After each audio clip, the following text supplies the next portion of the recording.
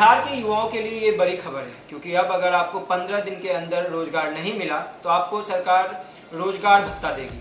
जी हाँ, आपने सही सुना। और इसका प्रोसेस क्या है और ये कैसे काम करेगी, इस वीडियो में हम जानेंगे। नमस्कार, मेरा नाम है अमरदीप और आप देख रहे हैं NL9 न्यूज।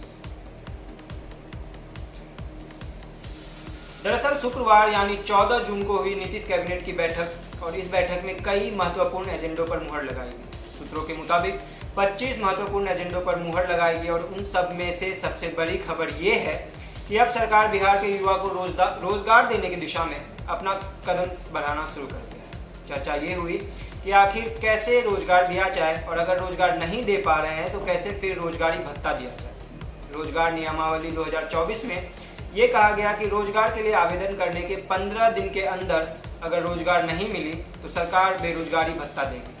तो अब सवाल ये उठता है कि सरकार कितना भत्ता देगी और अगर 1 महीने तक रोजगार नहीं मिला तो कितना भत्ता देगी। चलिए जानते हैं। दरअसल कोई भी युवा अगर मनरेगा के तहत रोजगार के लिए आवेदन करता है, उसे रोजगार नहीं मिलती है तो सरकार ऐसे में उसे सरकारी भत्ता देगी।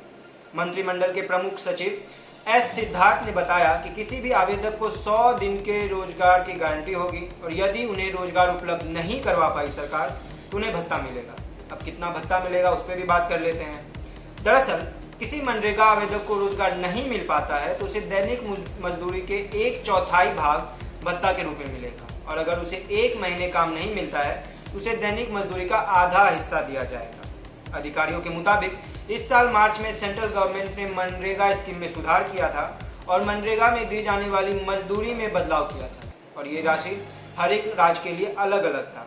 इसके मुताबिक मनरेगा मजदूरी में 310% की बढ़ोतरी की गई थी और जिससे बिहार में मेहनताना मजदूरी में 8% का इजाफा हुआ था, जिससे अभी बिहार में मनरेगा के तहत काम कर रहे मजदूरों को 228 रुपये प्रति दिन के हिसाब से मजदूरी दिया जाता है और इस हिसाब से पहले 15 दिनों में काम ना किए जाने वाले आवेदकों को 57 रुपये प्रति दिन मिलेगा और वहीं अगर 1 महीना तक बेरोजगार रहे तो 128 रुपये प्रति दिन के हिसाब से मिलेगा।